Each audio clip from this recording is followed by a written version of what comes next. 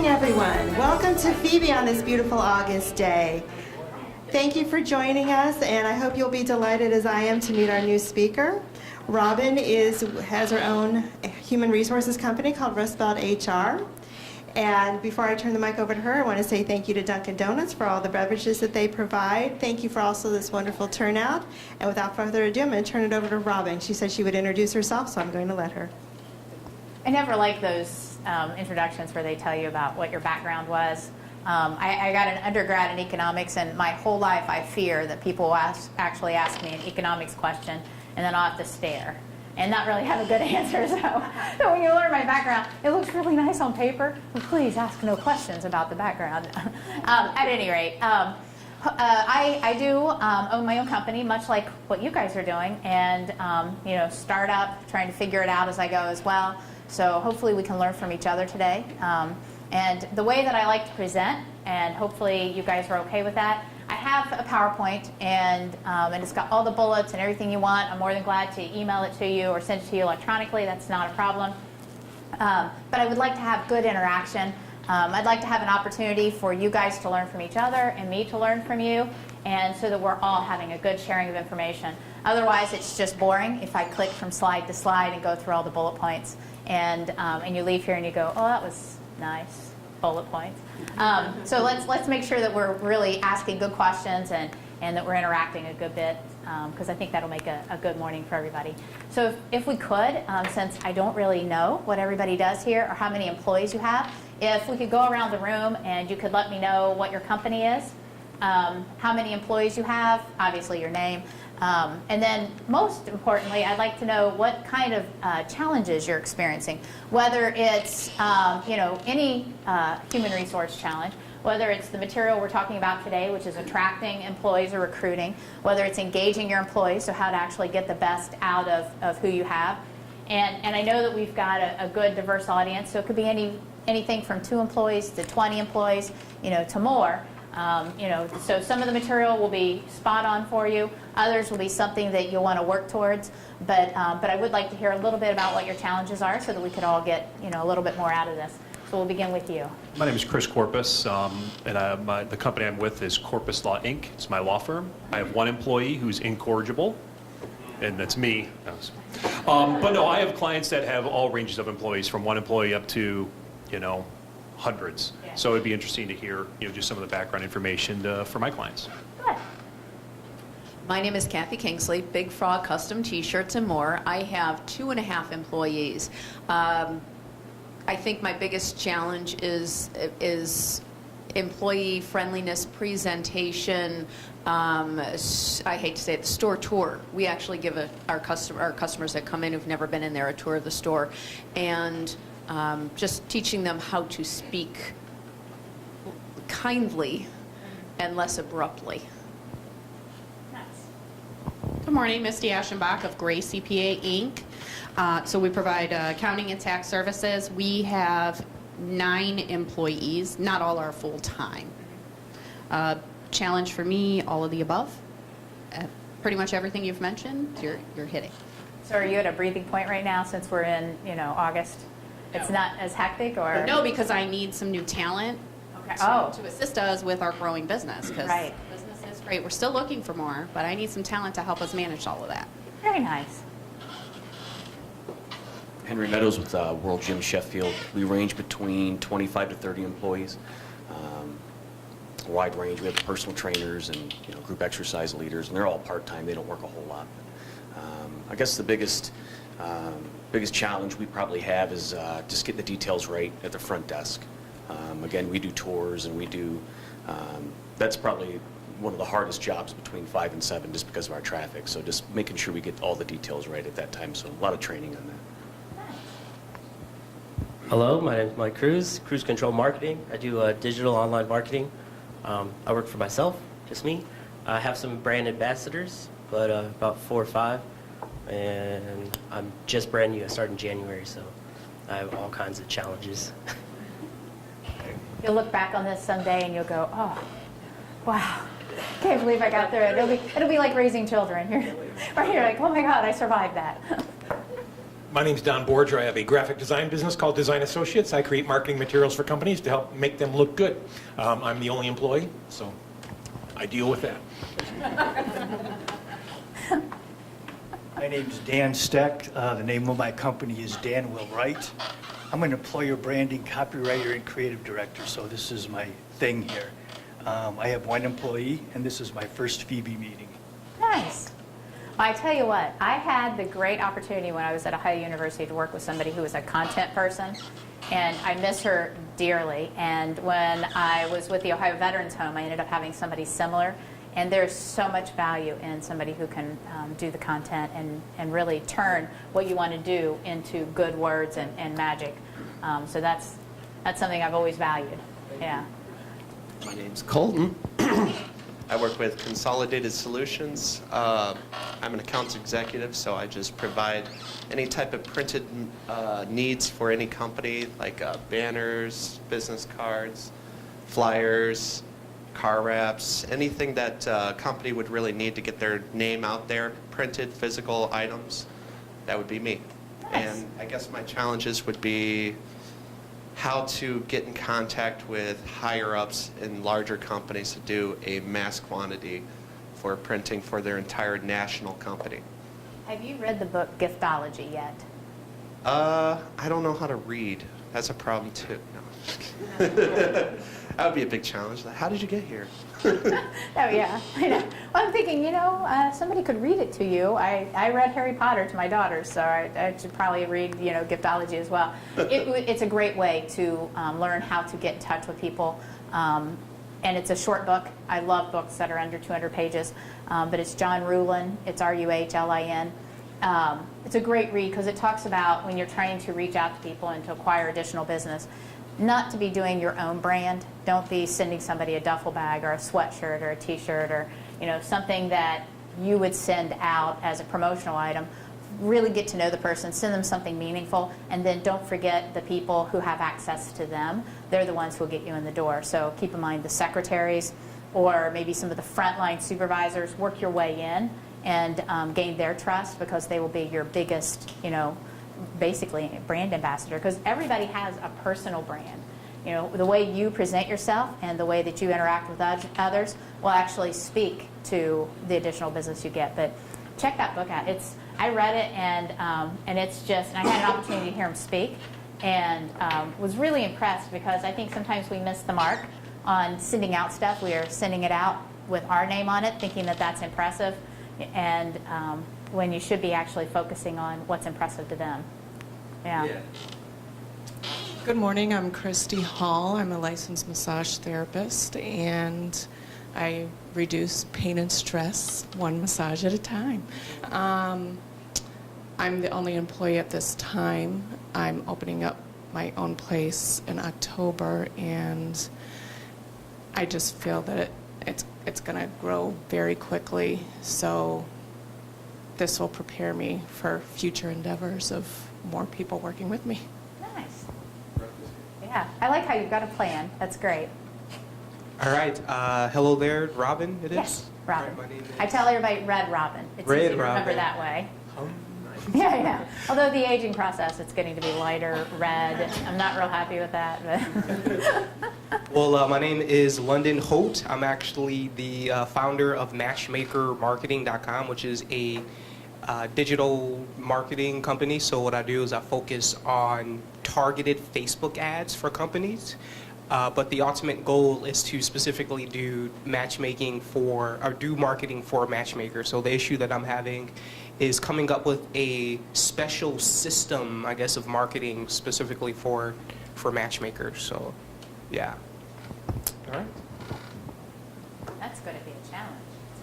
I can get you people, but I'm not too sure I can get you clients. I'll have to figure something out. Well, I'm Austin Perez. I'm with Lakeside Social Marketing. It's just myself right now. I'm pretty similar to him. I do Facebook ads and SEO work. And challenges right now is first-time business owner, only being 18. That's pretty exciting. Did you see yourself as an owner at that age before? I mean, is this something you just, like, you were really good at it and decided to break into it, or did you have a plan? challenge I look at myself to be better, to become, my own boss. And, just, work it out. Because I see all these big entrepreneurs today, like Elon Musk, like, just all these people, and just want to be self-made in this country. Very nice. That's very impressive. My name's Joseph Vaughn. I'm with Vaughn's Painting. We only have 3 employees right now, and a big challenge would be motivating employees to have the same work ethic you do as the owner of the business. Yeah. Probably that's the biggest thing. Oh, that's a tough one. That sure is. Hi, I'm Tim Hughes. I'm the owner of Jimmy John's here in Sheffield, Avon, and Lakewood. We have 68 employees. 10 of them are full-time. All of the above are problems. Recruiting and retaining is really difficult, but it's an ongoing process. You've hit that mark where you've got all the employment laws to comply with. Yeah. My name's Kevin, and I recently started 2 side businesses, car detailing and digital marketing. It's just me right now. What are you planning to expand? Hopefully, if I get enough business. Very nice. What a talented group. This is exciting. So we do have quite the gamut as far as the number of employees, and your challenges are very different and unique. So I think that's very exciting. Hopefully you will ask questions along the way, and hopefully I can answer most of your questions, as well as get the PowerPoint to actually work. So there we go. So one of the things I always like to begin with is just a little bit of statistics, just so you understand why it's so important to brand. As we're thinking of branding, you can think of it from the marketing side, which is what most people originally thought. So how do you market your product? How do you improve your sales? And things of that nature. But anymore, it's gotten to be even more important to make sure that your brand, your personal brand as a leader or as the company owner, as well as how your employees speak about you and your company, that's becoming the biggest asset or detriment to a company. So you want to make sure that your employee brand or your personal brand really stands out and says what you want it to. When you look at some of the statistics, 50% of candidates say they wouldn't work for a company with a bad reputation. Now think about some of the research you've done or places you've worked at and how that does matter. Or if you've been in the job hunting world, you've been reluctant to go somewhere if they have a bad reputation or you've heard negative things.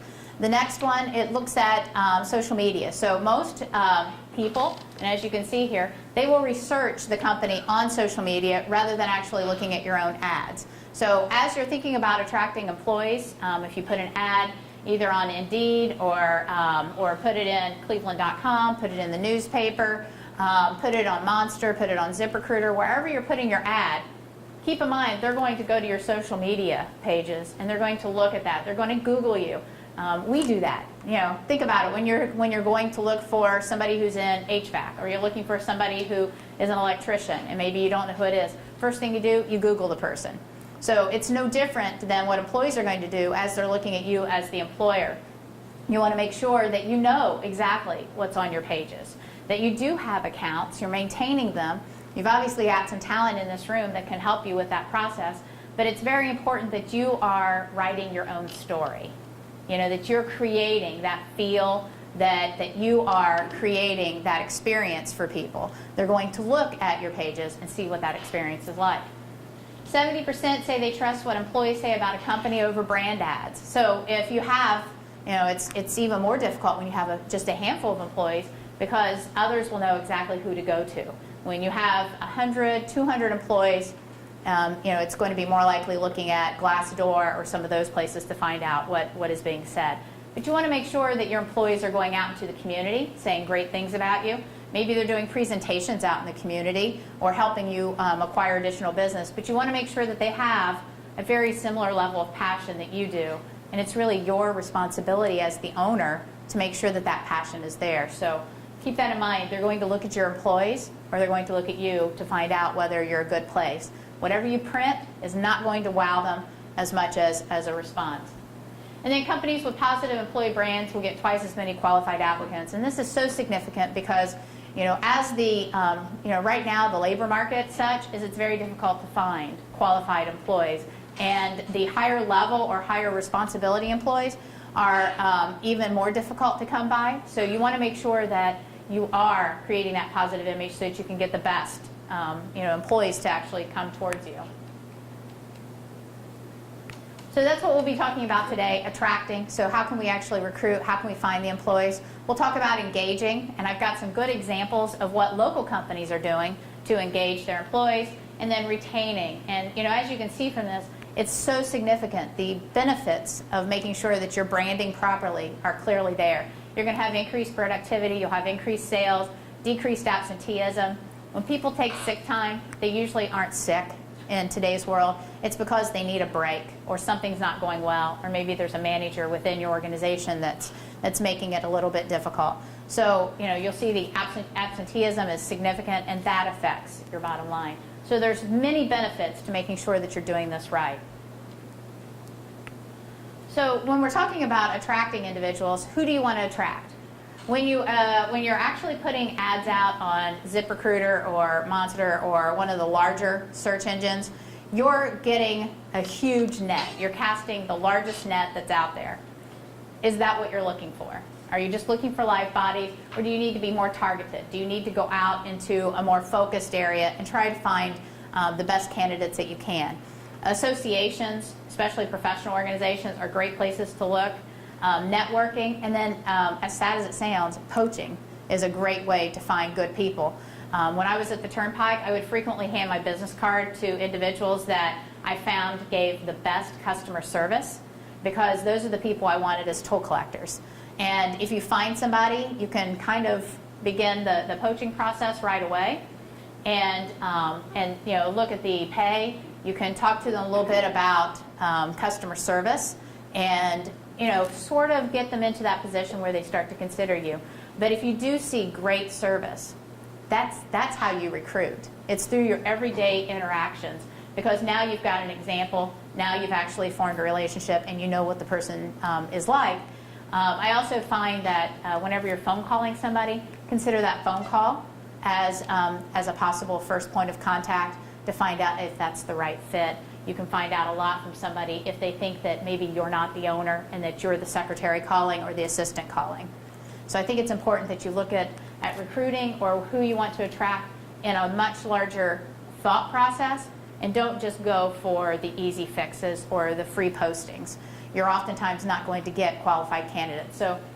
So when you think about this, who do you want to attract? Are you looking at higher level? Are you looking at entry level? And you want to focus in those particular venues. You also want to think about, what do employees need to be successful? So in your gym, you want to make sure that you're attracting somebody who's really passionate about working out. You want to find out, and you can ask questions. Tell me about sports that you played in high school. Do you still, are you still active? Are you engaged in the Cleveland community, with sports? What was the last race you ran? Or, what was the most challenging physical activity you did? You want to engage the individual, especially in the interview process or the phone call. And for you finding qualified people, it's not a bad idea to even consider putting your inserts in race programs or race bags. Real cheap to do. They're always looking for people to put the little flyers in the bags, and it's a great audience. It's a captive audience.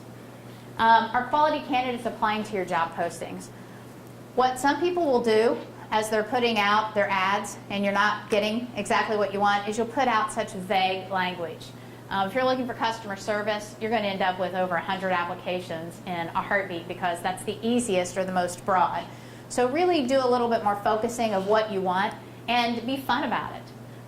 If you want to make sure that somebody uses their manners, put it in there. We still believe in manners. Make sure that you're doing that. Don't be afraid of all of the verbiage that's out there of you can't do this, you can't do this, you can't ask this. You can still ask somebody to have manners, to give great customer service. We have Chick-fil-A, for example, that they believe in that, they insist on it, and it works. I absolutely love hearing my pleasure at the end of everything that they say. They come back with my pleasure. I'm that person who actually asked 12 questions while I'm in line so that I keep hearing it again. What is your interview process like? This one's a tough one. You will lose people as quickly as can be if your interview process is boring. If you have a script, you stick to it, you're not engaging, that's actually going to speak to what kind of an employer you are or what kind of an owner you are. I always like to lead off with, you understand the position you've applied for, walk me through a little bit of your background, and let's talk about this, of how you would be qualified, and get them to go through each of the steps. If I find people are nervous, I usually will stop and say to them, you know, pretend this is a cocktail party and you've just met me and we haven't seen each other in 5 years. What have you been doing during the day to keep up? You know, so try to bring them into a little bit more comfort. But make sure your interview process is enjoyable, it's fun. And then the other thing, and I talk about this later in the presentation, but for those you don't interview, keep them in mind. Make sure you reach out to them either with a nice letter, a fun postcard, a t-shirt, or some item that actually promotes your business, because the people you turn down will be speaking about your brand as they walk away. So if they never hear from you, or weeks go by, months go by, and then they get a Dear John letter, it's going to be a little heartbreaking. American Greetings actually sends out a greeting card to the individuals that are interviewed but don't make the cut. So keep in mind, you can be fun, you can enjoy things, but try to make sure that you're doing something that engages those that have walked away, because as they walk away, they're going to still be talking about you. And then I would encourage every single one of you that has employees, and even those who don't, go out there and see what's being written about you. These are all the major places that you can go to, but find out what people actually are saying about you, because that will give you an idea of, is the brand out of control, or do you still have control of your brand? It's interesting too, because Comparably was originally set up because it was supposed to just give you compensation data. You know, so if you're an accountant, for example, here's what accountants typically make in your area. And it's now turned into a similar type function as Glassdoor, where it rates the employer. So go on these. One of the things I do recommend is if you have something that is negative, or maybe you just don't like it, write a nice response back. Don't engage in wordplay. You'll never win. You know, as I've always said, you can't compete with crazy, so don't even try. But instead, write a nice response that says, you know, it's very unfortunate that you had this kind of experience. Would love to have you back. I would be glad to walk you through this, or meet you personally, or, you know, but try to come up with something, because as others are checking you out on these sites, they're also looking to see if you were attentive enough to respond, or if you cared enough about your brand to respond. So keep that in mind. Respond always positively. Think in terms of, is this something my mother or my spouse or my child would want to read, my response, you know, and you don't want to do anything that's going to be negative, because everything lives forever on the internet. And are your employees actively your brand ambassadors? So I think you said you had, what, 4 brand ambassadors?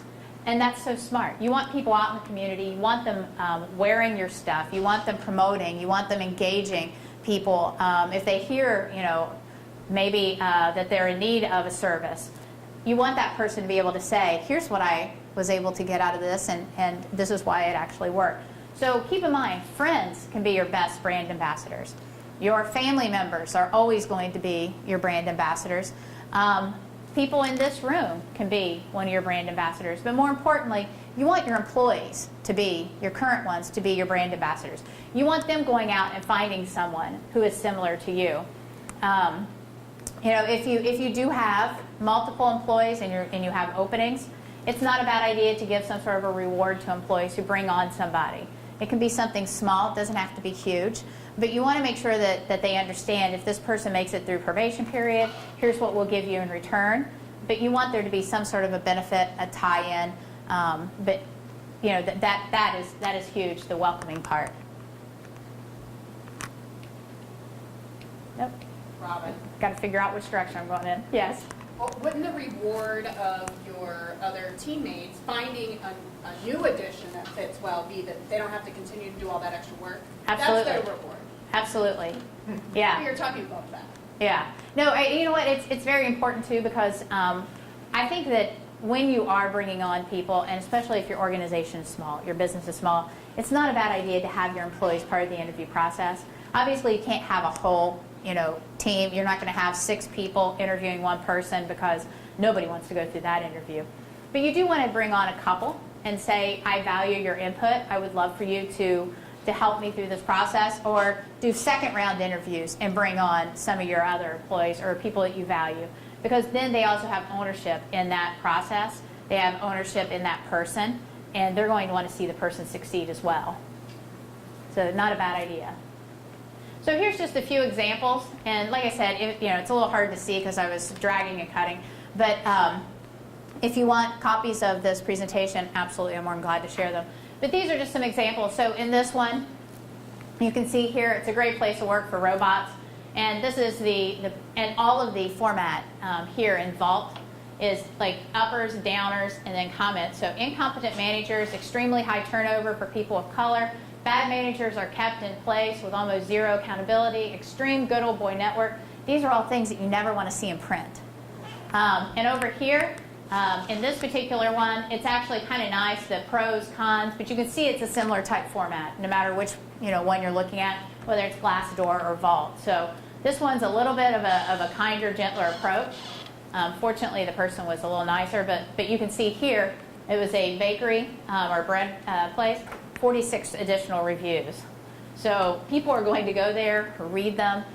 You want to make sure that you're responding to anything that may be negative or thanking employees, because that also shows appreciation. But be engaged. Make sure that you're paying attention to what's being written about you. And if you haven't done so already, put together a Google alert or set a Google alert on your business, because you want to make sure that if you are being talked about in any manner, positive, negative, that you're actually seeing it right away. And make sure that you get the Google alert set so that it's for immediate notice. That way you can address something right away. What place is the great place to work for robots? Oh gosh, Wells Fargo. Oh, of course. Yeah, who's undergoing, they have an ongoing saga. 2017 has not been a very good year for them, as you can see here.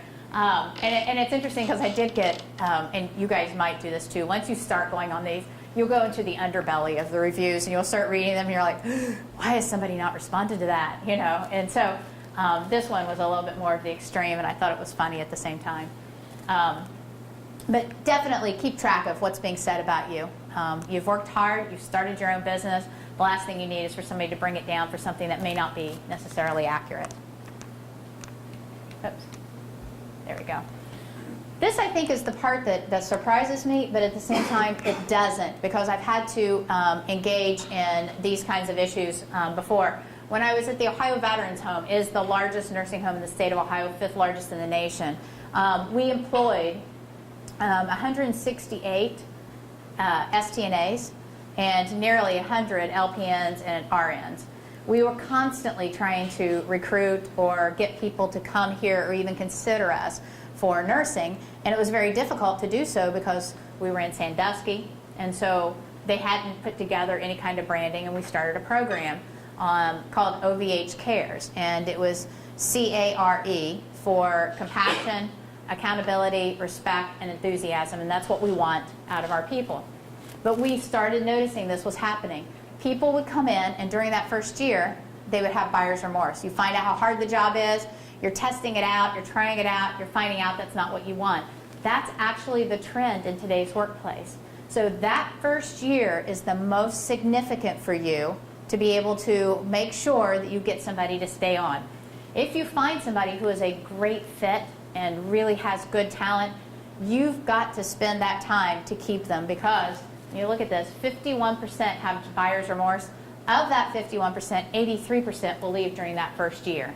That's astounding, and I found out firsthand that is really true. You spend over $4,000, the average is $4,100, just in the recruitment process for a single employee. When you multiply that by an extensive amount of turnover, you're really getting into a large loss to your business. You want to make sure that as you're bringing that person on, that first year is the most crucial. And that really is going to speak, because if they leave, you want to make sure that they're leaving on good terms. They're talking about you. They're talking about your other employees. And you want it to be a good experience. There could be things that you necessarily can't control. It is possible they may have left because they had better pay. But if they had better opportunities, you have to really explore that and find out what weren't you doing that really needed to meet their needs. So when somebody comes on in that first period, sit down and talk to them, obviously, in that first week, then that first month, and ask, has it met your expectations to what you thought this business would be or our company would be? And then keep the contact with them. Don't just be thrilled that they're on, load them up with work, and then kind of forget about them because they're doing a good job. Stay on top of it.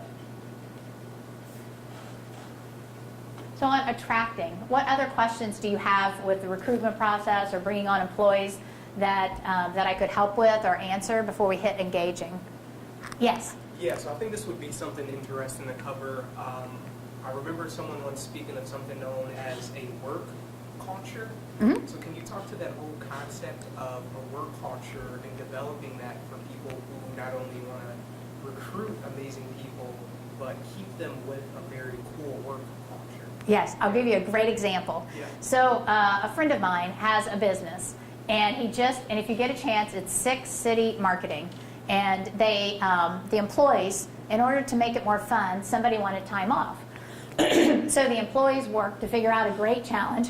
Excuse me, coughing doesn't help, I know, on the presentation. They worked to make sure that they had a really good challenge that would be fun for everybody and engaging for that employee. So they agreed that if you wanted time off for a full day, 8 hours, you would have to eat 80 donut holes. For every 10 donut holes that you consumed, you got 1 hour of basically free PTO, if you will. So they clocked him. He had 30 minutes to do it. They went Facebook Live, and you know, for those of you who are into Facebook, they did Facebook Live, and he consumed the first 20 in like a matter of several minutes. And then the stomach expanded. And then things slowed down, and then people were actually logging in, cheering him on, you know, basically like Monty Python, it's only wafer thin. So doing those kinds of things. But what it did is it brought you an opportunity to improve your brand. More people were reaching out because this was such an insane challenge. The employees were loving it, and they were walking through and cheering them on, and they had the monitor with the countdown clock. You saw that the whole entire workplace was engaged, and he only has 12 employees, so it's not, you know, a large firm, but it's still a growing firm. But that's one of the things they did. It was part of their culture to engage in fun, but at the same time, do something that gave you a chance to get more out of it.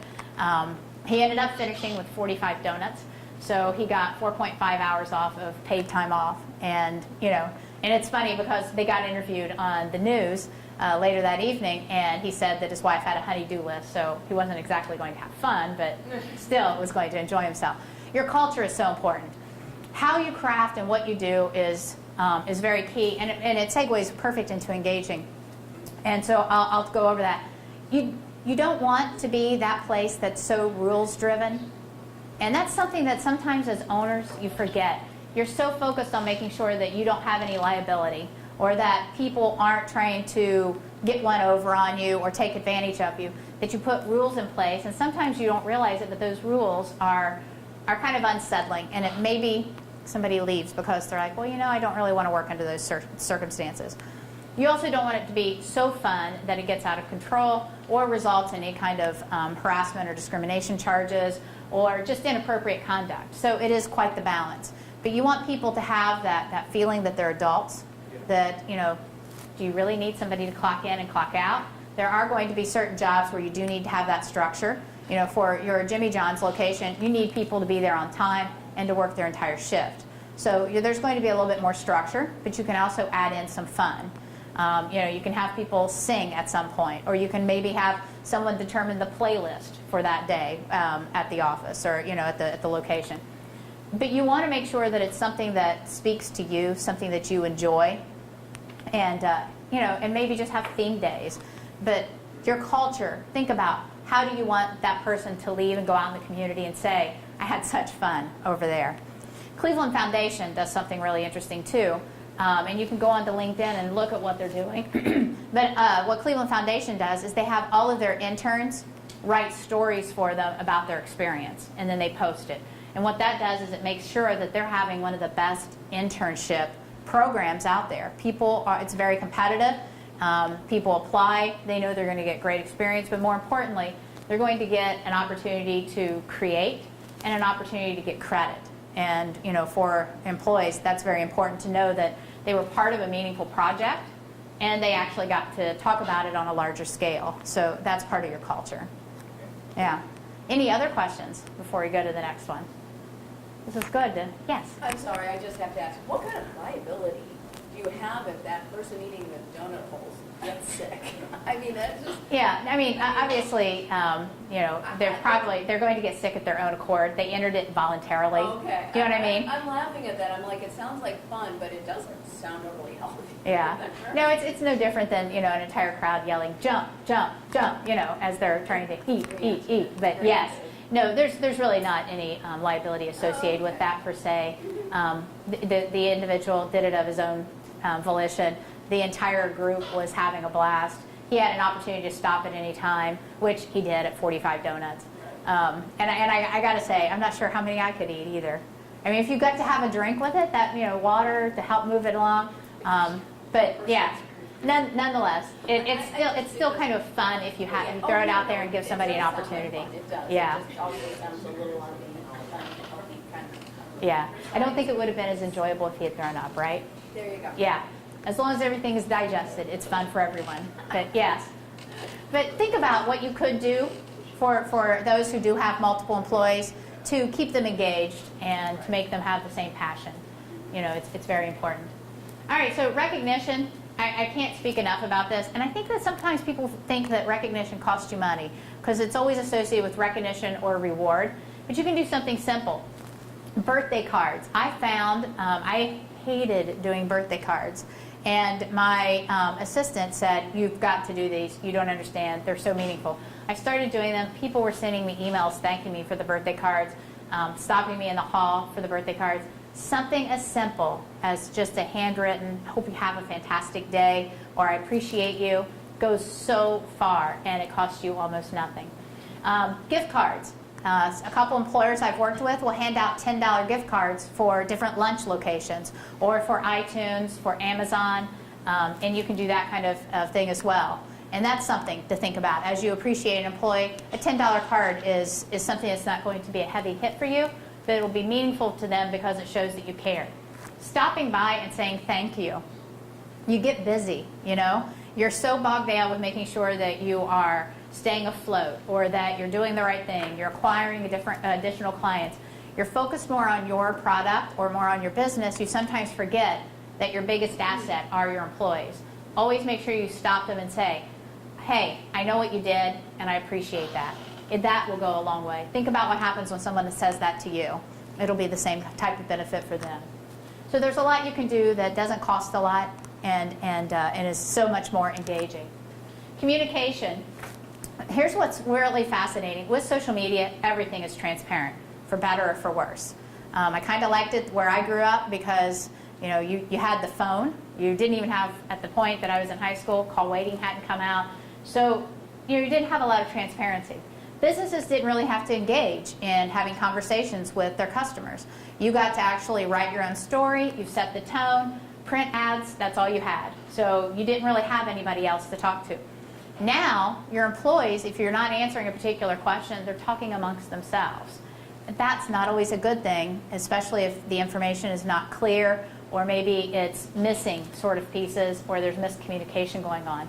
No matter how much you grow, always make sure you're sitting your employees down on a periodic basis and saying, you know, here's where we are, or I'm sorry that I've been so busy, I haven't been able to share some of these things.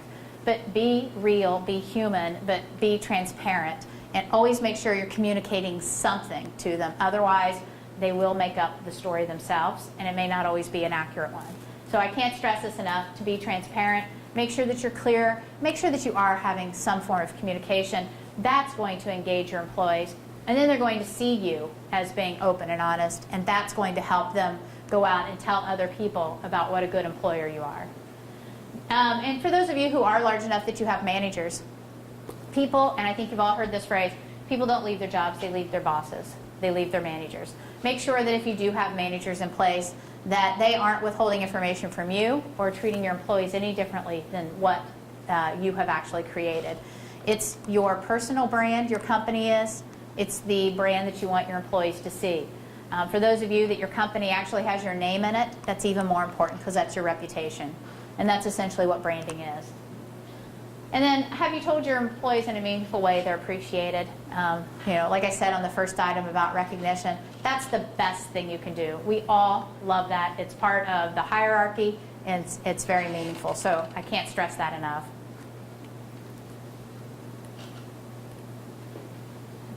Okay, so this is Steve's Donut Challenge. If you're interested in learning more about Steve and his donut holes, or if you're actually interested in trying it out on your own. Here's Cleveland Foundation, and then this one, I think this is fantastic. It's a local community on point, or local employer on point promos. They have a bulletin board with 10,000 goals. These are for professional goals and personal goals.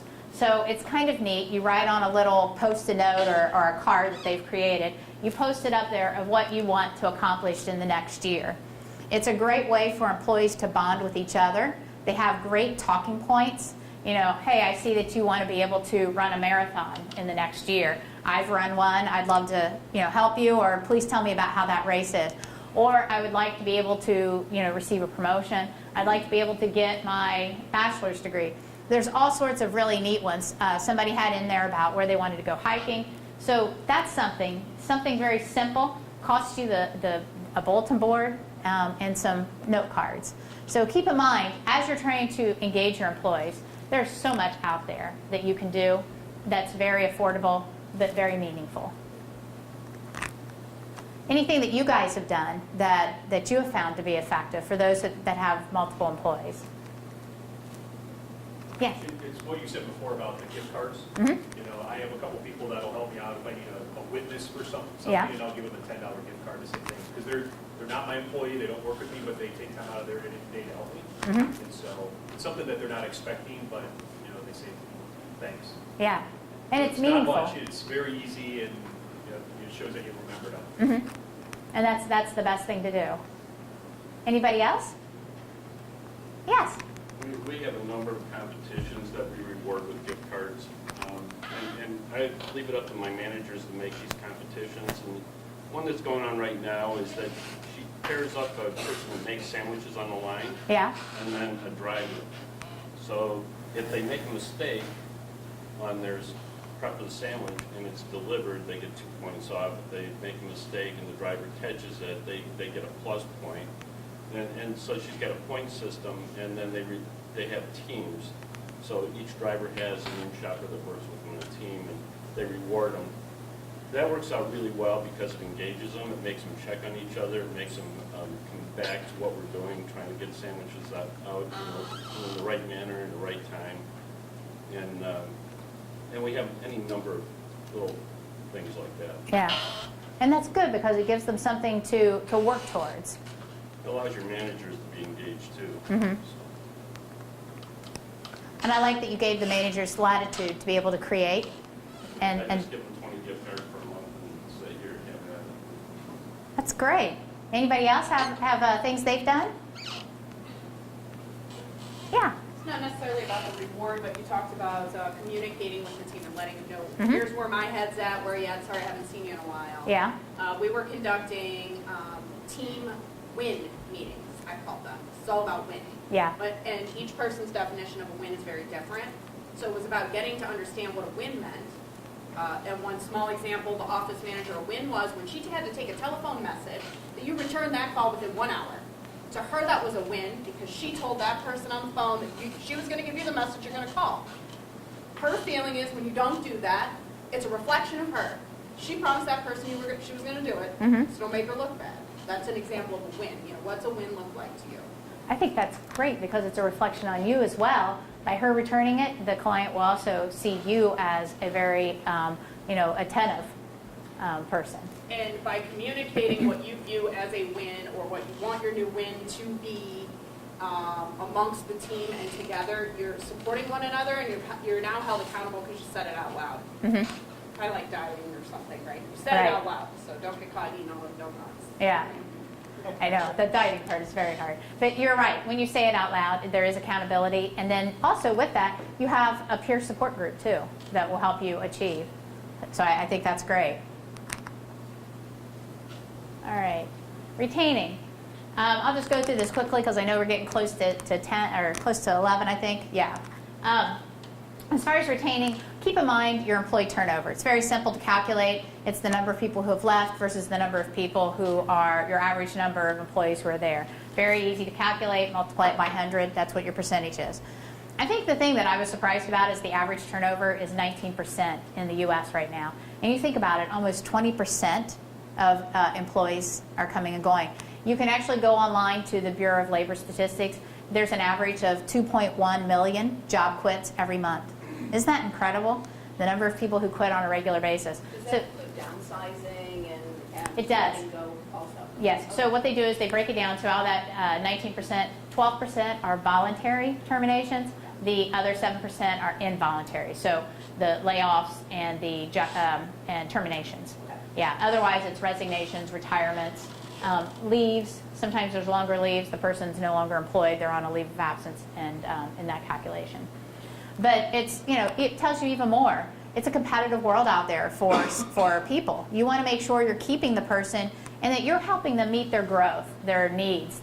Anymore, the biggest motivating factor is not pay. People are coming in there to see what is there for me to continue growing, whether that's additional learning opportunities, whether that's a great mentorship. And keep in mind, mentoring can go a long way. Even if you just have 2 employees, you're helping those 2 employees grow and go out and improve on their own. And oftentimes, them going out speaks the loudest for you. When you think about Michael Simon, with his successful restaurants, the number of chefs that have worked under him that have gone out and opened their own, and they give him credit. So that helps his brand. Jonathan Sawyer worked under him, went out and created Greenhouse among the others. So you think about bringing in people. Even if they leave you, you want them leaving you in a way that makes them feel like they got a successful experience from you. So keep that in mind. So retaining, you want to keep people, but if they are going to leave, and we are a very mobile society, you want them leaving with the best of intentions and going out and praising what they were able to learn from you. I do encourage you to consider the way you look at exit interviews a little differently for those of you who are conducting them. As people leave, they're not going to be as honest and forthcoming with you on an exit interview. They're simply going to check a box. Are you leaving because of pay? Is it because of policy? Is it because of scheduling? You don't want to create that kind of an interview. What you want to create is more of a stay interview, and that's where the trend is going. So as you start to sense somebody wants to leave, sit them down and ask them a series of questions about how they feel about their work environment. Ask them to describe one of their best days and why they found it so meaningful.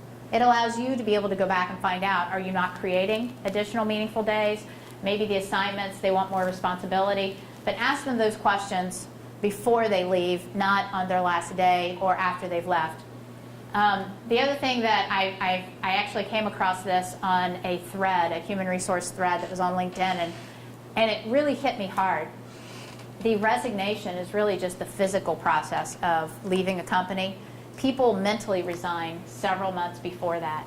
And if you think about other jobs you've held, when you were at that point where you're like, oh, I don't think I can work here any longer, you begin actively looking for work. And more than half of us are looking for work at any given point or looking for other opportunities.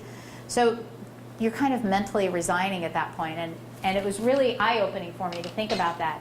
Those are the people you want to be paying attention to and trying to capture, trying to retain, finding out what could you do better. Because when they leave, that does speak to the experience that they've had for you. So you want to make sure that you are keeping track of that.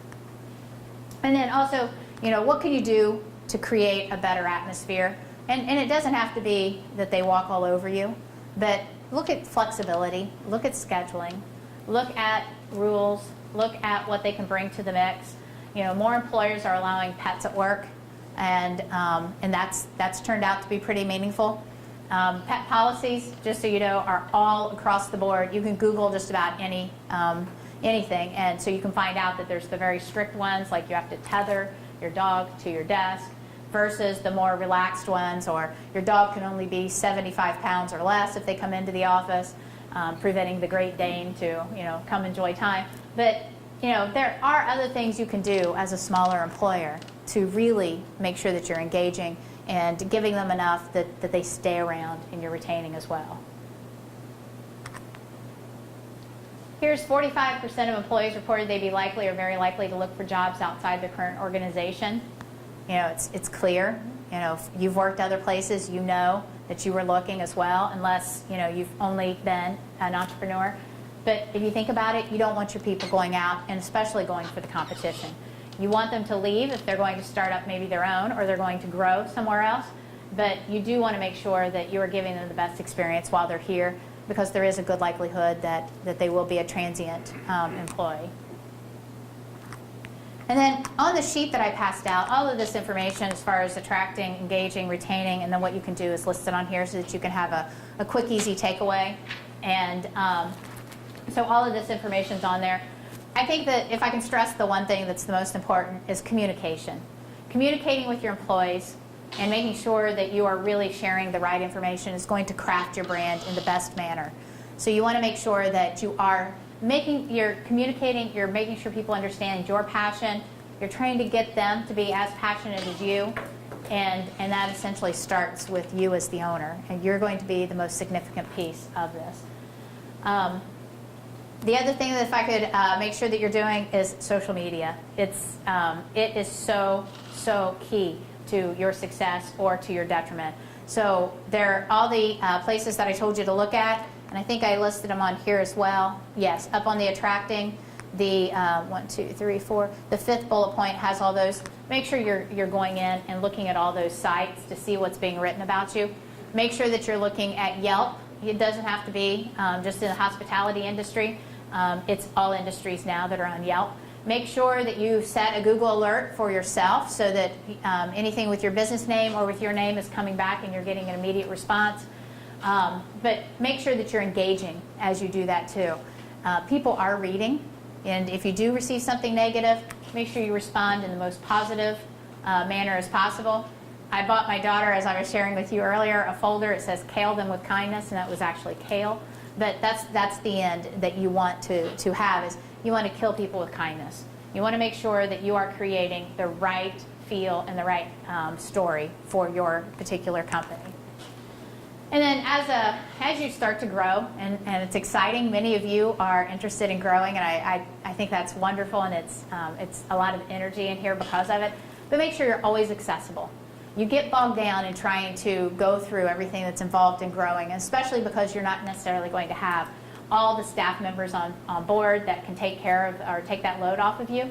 So you're really absorbing a huge load of carrying your business.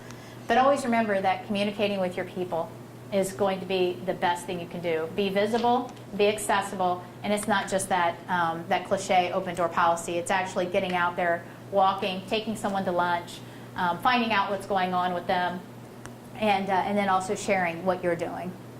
And that's also with the community. It's also key, because that's how you're going to get people coming into your door and perceiving you as well. And then the last thing that I just want to leave you with is this quote that I came across that I absolutely love. If you can't excite people about what you do and why they should work for you, they're going to go elsewhere. And that actually is up to you to do. So you want to make sure you are creating the excitement.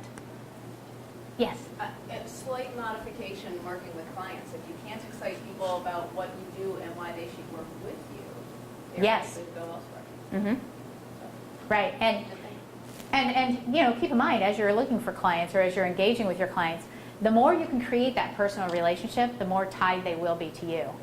And so it's always good to have those conversations, whether it's are they golfing, are they going on any kind of interesting vacation.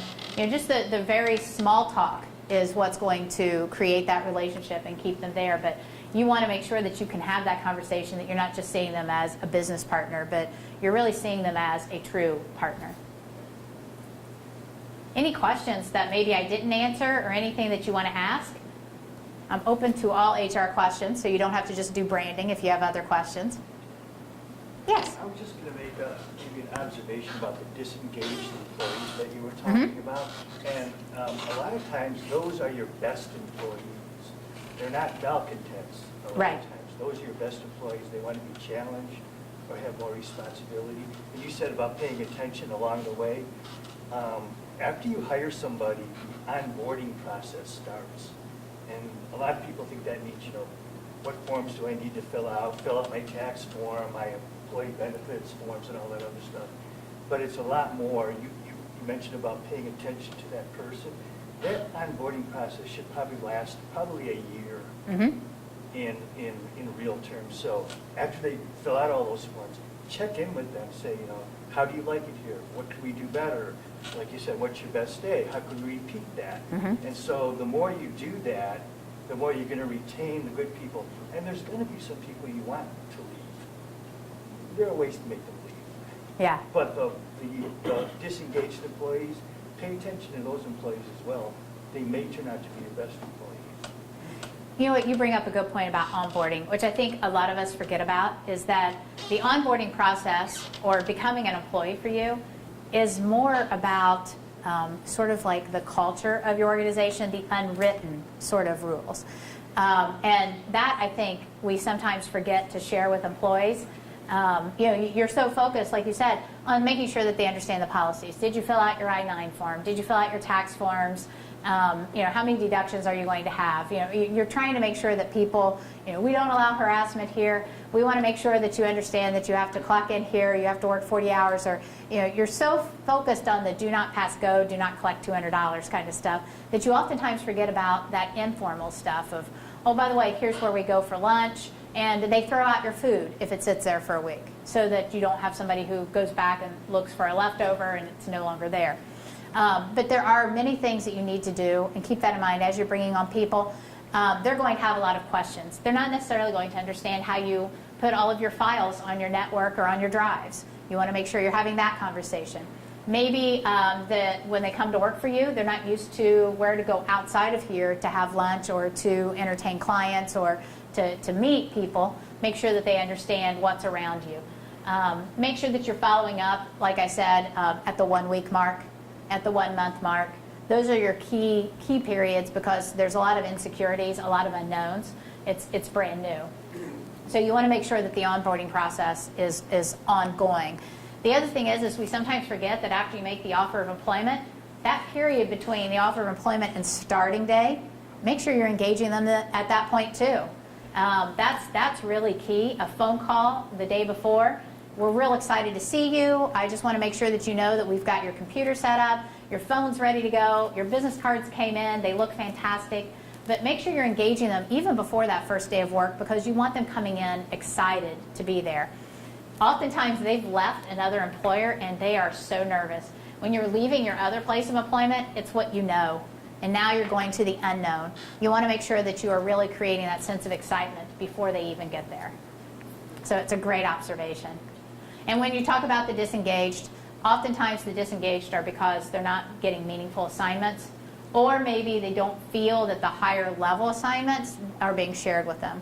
So you can also create opportunities or have them be a part of something you're currently working on. You might find out that they have a talent that really helps you and allows you to be able to excuse yourself to work on something else. So keep those kinds of things in mind. Other questions? Yes. Yeah, this really isn't a question. This is much more of a comment. And hopefully what I have to say doesn't fall on deaf ears, considering that I'm one of the younger guys here or something. But some years ago, I used to be a recruiter for an insurance company, and now I also do life coaching in addition to being a digital marketer. But I was going to say that one thing that I've noticed, not only for myself, but just for the whole recruiting process, was this thing known as a personal why. Someone actually did a presentation on that here not too long ago. But that whole balance of being able to what they call extrinsically motivate a person. So the extrinsic motivation is, you give the person reinforcement, pat on the back, you did a very good job today. But then also that balance of intrinsic motivation of why the heck are you here in the first place? What is your personal why? What is it that you're focusing on? So I think a pretty good topic to discuss or to even think about for employers or recruiters is, how do you identify your own personal why, and then find people who have a similar personal why in addition to yours, and that could even be used as a filtering process. For me in my business, I'm all about unconditional love and helping people find their soulmates, right? So I would never work with someone who doesn't have a passion for relationships or who thinks, well, there's no such thing as love or love doesn't exist. Well, I definitely don't want to, work with that person. But I guess my comment turning into a question is, how do you bridge that gap between extrinsically motivating people and intrinsically motivating people and really finding their personal why and bringing that out so that it's in alignment with your personal why, to get super duper mega motivation. Yeah. Yeah, it's a good question. I'm definitely, since you're into love, I'm going to have you come watch Hallmark movies with me when the holiday season hits. I know I've got my guy. But no, as far as that part goes, I think I put a bullet point, I believe, in the engaging or retaining section. But you need to sit down with them and ask them what is their path to success. So, and it's not really where do you want to be in 5 years or do you want to be a general manager in 6 years? It's not that kind of stuff. But what is it that you're looking for? What attracted you to us? But that goes with that continuous conversation. So, what have you enjoyed so far? So when they're on board with you in that first month, what have you enjoyed so far? What have you been nervous about, or what have we not done a good enough job to find out what you need? And then also sit down with them at the 6-month mark. All right, now you've tackled some meaningful projects. What have you liked about that? What could we do better? Or, do you have ideas for us to have growth? And I think that's really meaningful. One company that I'm familiar with that sat down with their employees and they asked them, how do you see our clients performing? And what skills or what services are we not meeting? So, you can get such great feedback, but it is important that you sit down and you ask them, where do they want to be? What is it that you can do better? A lot of times it's additional responsibility, better assignments. Maybe they'd like to work in a team setting. That can sometimes be tough too if you are recruited somebody who came from a large employer and now they're coming to work for you and you've only got 3 or 4. That's sometimes difficult because there's not as much variety. Or maybe they're not used to being a jack of all trades. So, it is good to constantly engage and make sure that you're finding out what do they consider their path to success, and can you meet that?